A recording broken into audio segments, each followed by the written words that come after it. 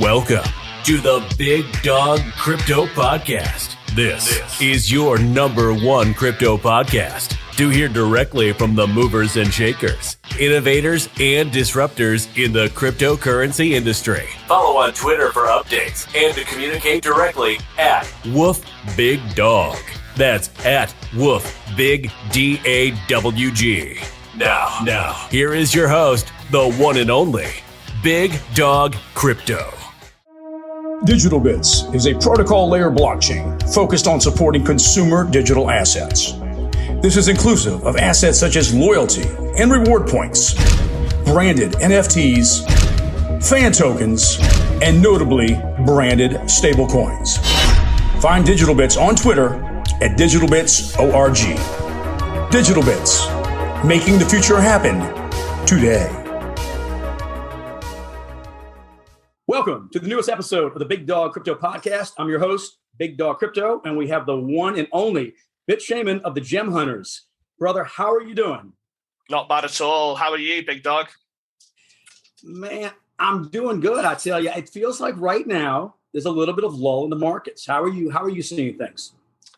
I'm really hoping that we're going to see a rally. We're going to see some positive price action in the markets over the next few weeks.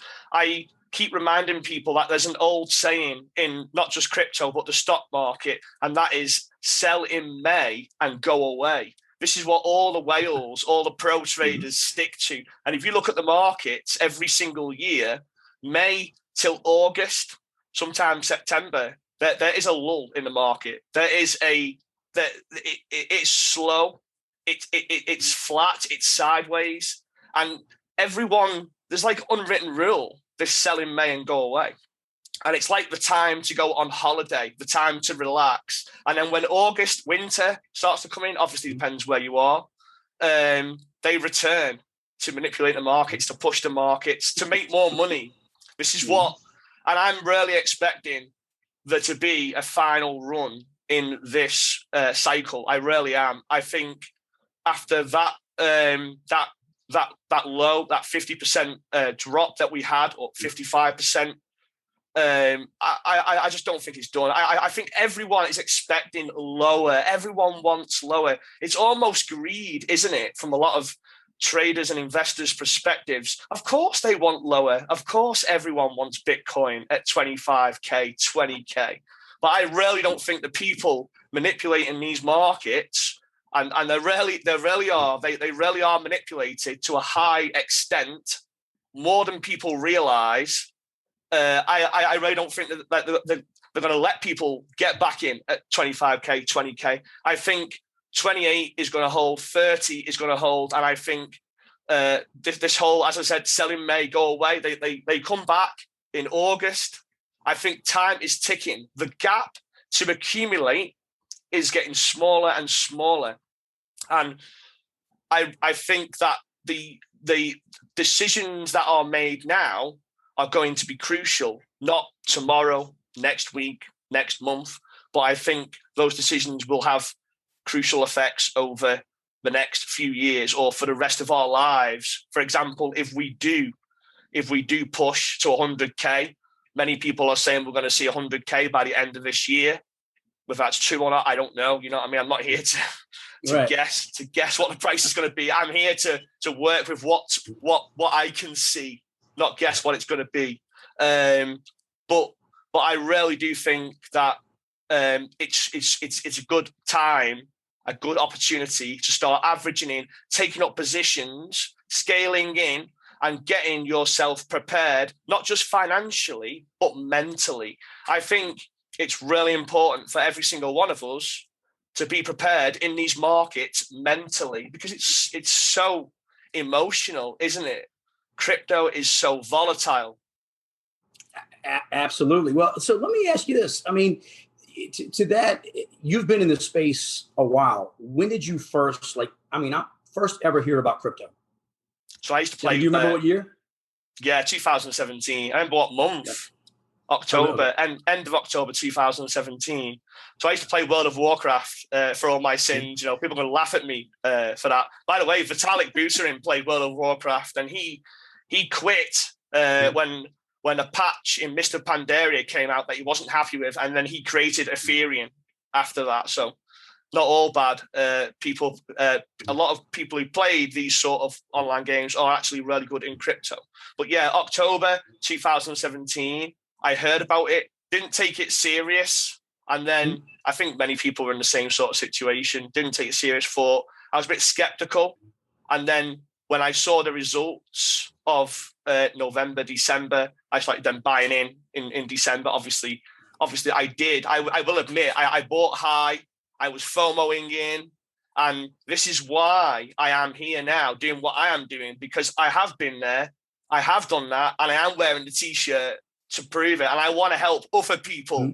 I want to show them, give them some perspective and show them the right way of doing things, the rational way of thinking and making decisions, because I have made the wrong decisions, many wrong decisions. And it's only through making those mistakes that you actually become a better trader or investor or anything, whatever you do. It's all about making mistakes. That's how we gain experience, isn't it? So I really get a lot of passion and I get a lot of purpose through helping other people, showing them how they can make better decisions, how they can find a way to make it in crypto. Because I really struggled. I won't lie to you. It was really hard. And it was the Wild West back in 2017. Yeah. Bearing in mind, I basically started just in time for the bear market. And that was the... I mean, wasn't it? Yeah. You've got to laugh. Yeah. You've got to laugh. But so many people I know invested during that time as well. Sure. And they sold. They got out at a loss. And now they still hate... They still hate the space. They still hate Bitcoin. And I keep saying that is like buying the .com bubble at the top and then banning talk or hating the internet. It's just the same. I mean, so many of those charts, when you look at the late December 17, early January 18, it's up and down. And a lot of people bought those tops. I mean, there's no question about that. Especially alts, Yeah, definitely. And I'm quite surprised that we've not seen more volatility in the market now. I thought we might have tried to test maybe a little bit below the prior, the all-time high that we just set. Maybe we're going to push back to 45, 50K. I'm quite surprised we've been very level. And that makes me feel very, what's going on, Yeah. Why aren't we dropping below 30K? Because they're loading up. Whales. Institutions, banks, all these different investors, whales are all loading up now. I'm positive, but they won't tell you. They will not tell you. They'll tell you once the market's pumping again. Then they'll say, "Oh, by the way, once they've accumulated." Sure. Yeah. By the way, we loaded up 2 months ago, guys. Sure. But it's a bit late now. So you've got to sort of understand the game. Oh, absolutely. So, let me ask you that. I mean, so the Gem Hunters is a very well-known group. You've got a lot of members, a lot of stuff throughout the years. How did you wind up forming the Gem Hunters? It's a long story, actually, and it's a story I've not really told before, and I'm not sure how I can, but I'm going to try my best. So as I said, I started basically just in time for the bear market, and it was the longest bear market in the history of crypto.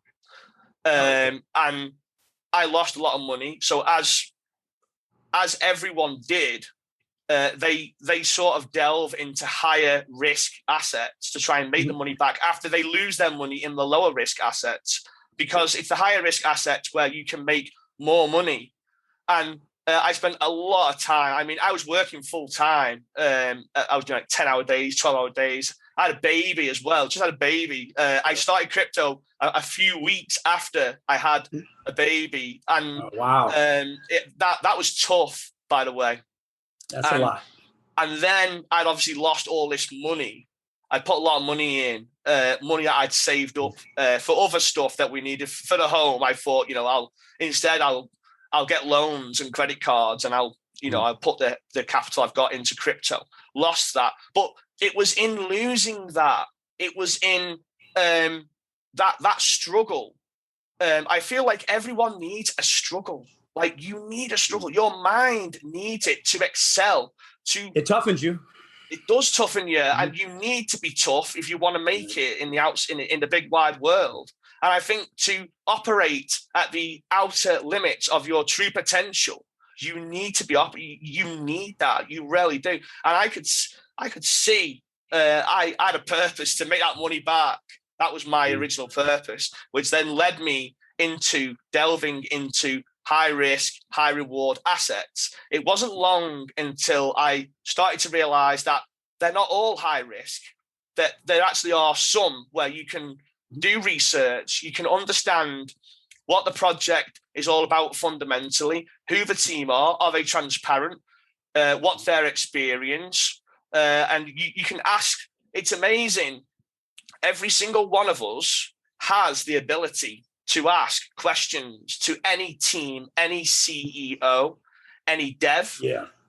But people don't. We've all got the ability to ask these questions, to spend the time, to put the effort in, but people choose not to. So that's what I did. I spent months racking Telegram, Discord, Twitter, and forming a sort of network. And this is something else for any traders and investors out there who are starting off. One of the most important things is forming a network with reliable people who you can coexist with in crypto. It's really hard on your own. I learned that the hard way. So the Gem Hunters, we found ourselves, me and my network, if you will, found ourselves trading on some of the smallest exchanges, and they were high risk. Stuff like Stex, Crypto Hub, Cryptopia, Coin Exchange, Maple Change. These were all the exchanges that we were on. You wouldn't touch them. But back then, crypto was the Wild West. Bitcoin was the Wild West. I mean, in 2018, as far as anyone was concerned, Bitcoin was a scam.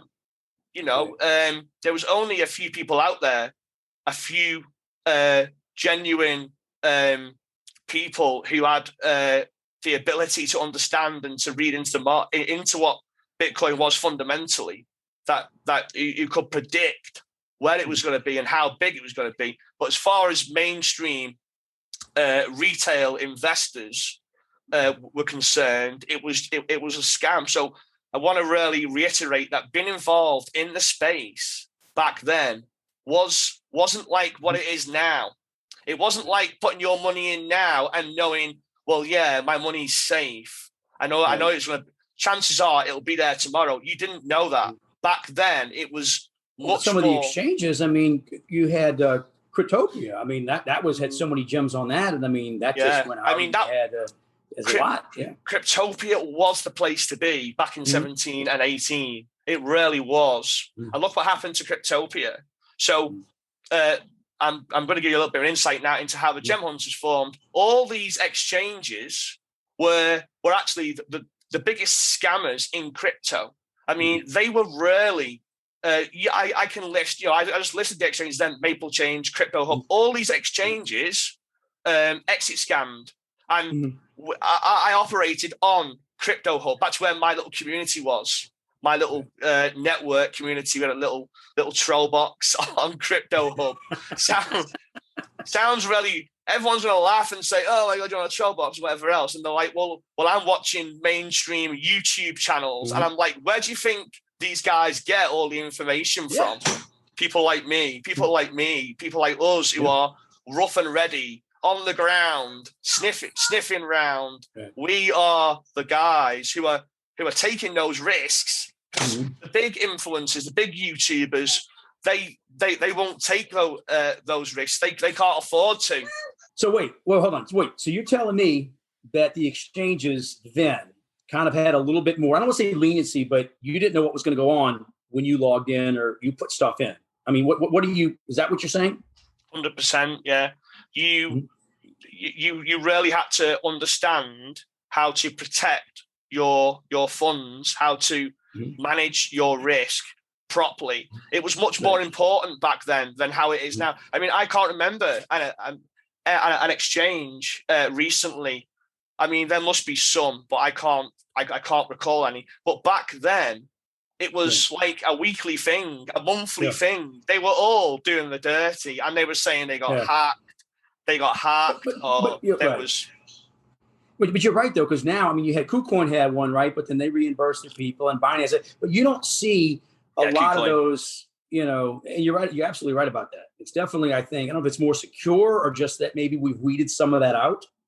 I think the space as a whole is becoming more regulated. It's becoming more watched, and you aren't able to get away with things as easily now in that perspective. So Crypto Hub got they did an inside job exit scam, and everyone lost massive portion of their funds. They did refund certain tokens, and it hit everyone hard. It hit me hard. I remember thinking back then, I need to make sure I'm only keeping a small percentage of my funds on the exchange. And I think we all do it when we're quite new and inexperienced. We do leave our funds on the exchanges, and it's one of the most dangerous things you could do. As I found out early on, there were so many mistakes I made, and through making those mistakes, through all of these happenings, I formed the Gem Hunters so I could try and give people better direction, give people an understanding of how they can manage their risk, how they can keep their capital safe, and where they can trade, what they can trade on a more informative basis. So this wasn't like, you know, we are buying it. It's nothing like that. It's informative. And it's we started providing educational content, and this is how the Gem Hunters started. And this was 3 years ago now. 3 years ago. So it's been, and bearing in mind, I was working full time and had a baby, and I was one of the Gem Hunters. I had investors messaging me saying I can't keep up, and these were just people, just like 25-year-old single lads, and I'm like, I'm doing all this. You know, you find a way. Well, so, go on. Now, I also want to add. I mean, to jump in. One of the things I want to ask you: what is the number one piece of advice that you would give to new people in the space? If somebody comes to the space, what would you tell them that they need to know? I would tell people that they need to work as hard as they can. They need to put as much time as they can. They need to prioritize. There's a lot of people out there living off this work smart, not hard philosophy, especially in the UK. I think the US isn't far behind the UK, but people got really lazy. And I've seen over the years of being in crypto, every single generation coming in is just getting lazier and lazier. And with that, people aren't willing to put the time in. They aren't willing to put the work in. Do your research, put the time in, find a network of people you can share information with, because it's impossible to do it all on your own. It's just too much. There's just too much going on in crypto. There's too much noise. There's too much research. There's just too much happening to make it in this game on your own.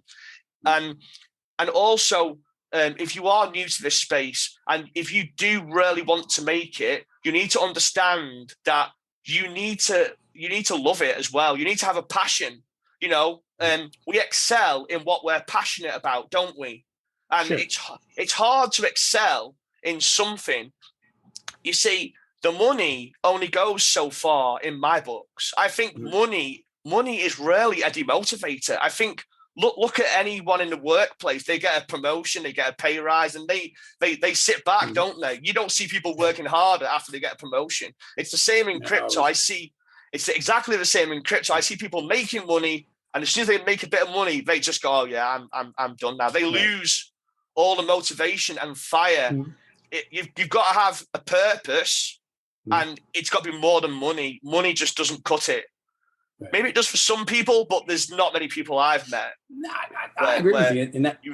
There's no doubt that people sometimes coast, especially after they've made some. But speaking of not coasting, when it comes to you and the amount of stuff you've done, Was I reading somewhere that when you look at the AMA, which now is ubiquitous, everybody does AMAs, were you the first person to actually do the AMA? I read that somewhere. Is that accurate? Yeah, we were at the Gem Hunters. We were the first to start to do the live interactive public AMA. So that is on Telegram, on Discord, where we involve and engage. So we involve the community, we involve the investors, and we engage with the projects at the same time. So everyone has the opportunity, investors and project, to explain and understand what the project's trying to achieve. So there is a clear cut. There's no misinformation, because a massive reason why I started the Gem Hunters was misinformation. There's just so much. The influencers back when I started were really corrupt. They would just say, buy this now. Right. And there was no, people might laugh now about influencers things. This is where it all starts. These influencers run the space. These big YouTube accounts, these mainstream players, they get all the information from the smaller influencers. They're running this space. People don't understand that. They see guys like me and they just think, oh, whatever, look at this small time guy. We run the space. People don't realize. You do, because you get the word out about stuff. Absolutely. We really do. And the live interactive AMA was meant to cut out all these scammy influencers, all the misinformation. So people had the opportunity to approach the projects, understand what they're doing, and it's all on a informative basis as well. So it's a massive success, and you can't go anywhere now in the space without seeing live AMA. Right. There were AMAs, but they were all on Facebook. They were all on Twitter. They weren't live interactive on YouTube as well. We host them on YouTube as well. That's awesome, because that's given a lot of information to the space. There's no doubt about that. And it has, and I'm really proud as well of that. And as I said, there's might be people out there saying, "Oh, wow, big deal." But wherever you go now, live AMA, it's like it's changed the industry. So I'm really proud. I'm really proud of that. It's quite a big deal, but I don't think people realize how much of a big deal it is. It really is. It's changed the space. Any project that's out now has to do an AMA. People want information, and there's no doubt about that. So your contribution to the space. You just said then, any project now that launches, what's the first thing they do? Let's get some AMAs going. Yeah, absolutely. Some live interactive AMAs. We started them at the Gem Hunters.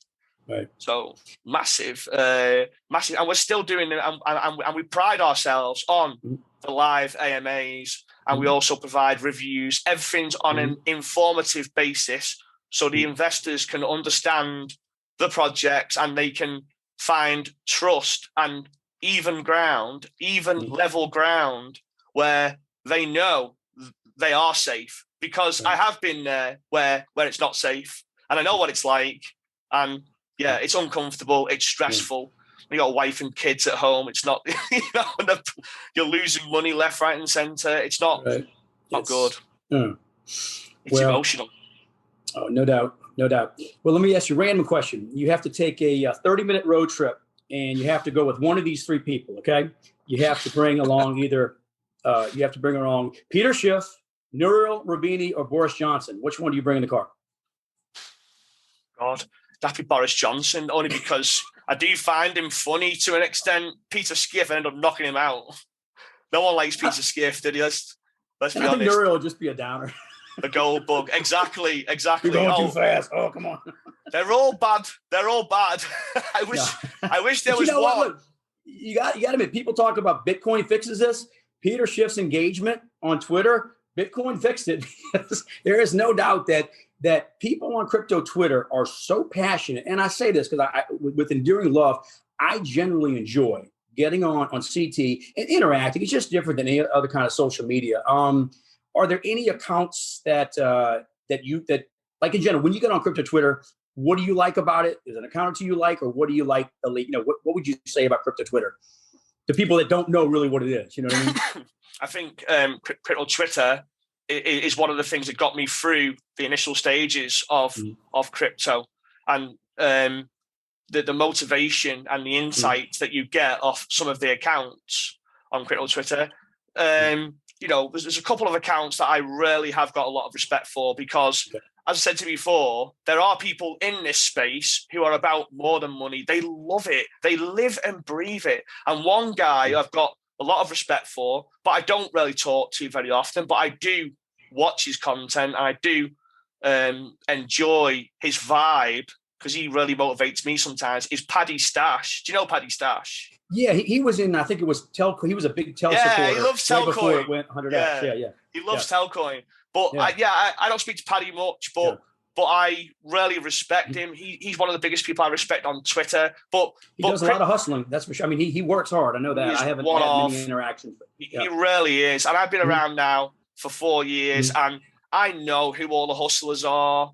I know who all the hardest working guys are in the space, and he really is one of the hardest working guys in space. But you won't see him on mainstream media, and like you won't see him these guys are hustling all the time. They're not on. They're not putting makeup on, going on, Fox Business.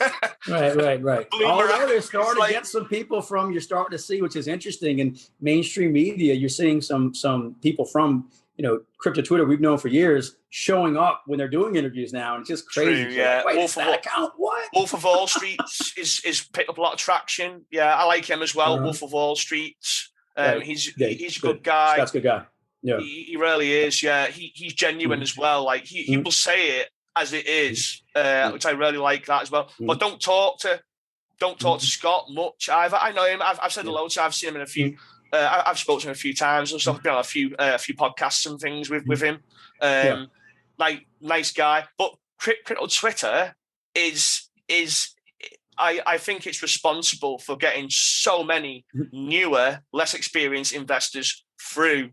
The motivation, the inspiration is priceless. And I don't think people realize that the motivation other people are giving off is getting people through the day. There are people out there during the bear market, during hard times, who are struggling in crypto. It's a really it's an emotional place to be. The psychological effects it has on us all is absolutely, people don't realize how the psychological effects it has on us. It's rewiring our brain, and we aren't designed as human beings to sit behind a computer for 18 hours a day, 17 hours a day. No. Even though we may do it, we're not so, And it's starting to show now, and there's a lot of people who are, getting a bit depressed or, and sometimes it's just good to get off the computer sometimes and go outside in nature and experience life. Spend some time away from crypto, spending the money you've made, because otherwise, what's the point of making that money in the first place? That's a really good... What's your when you're not working, what is your relaxed activity? Jesus. I fly model planes. Cool. Okay. I fly model planes. Big model planes. They're like quarter size. Sure. I've got a few little hobbies. Like I got a kayak. I got my little boy on a kayak with some friends who bought kayaks as well, and cycling as well. So not the most entertaining, I suppose. I mean, I try to take...